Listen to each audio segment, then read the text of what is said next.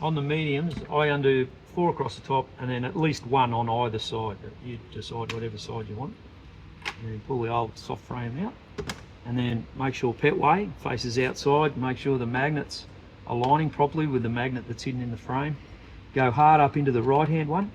And then see on the left hand side the frames spread apart because you've got that middle screw undone. And they just clip together. Usually it springs back a little bit, enough for you to hold the flap in place. And then slowly do them up. Don't overscrew them because you're screwing into plastic. Nice and slow, nice and patient.